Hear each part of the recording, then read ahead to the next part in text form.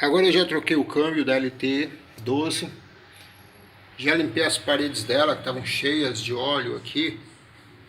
Não precisava limpar, mas como eu preciso saber se esse câmbio vai me dar problema sim ou não, essas manchas que ficam aqui assim, elas servem também de parâmetro para a gente poder ter uma resolução do nosso problema. Então achei melhor já limpar ela aqui assim.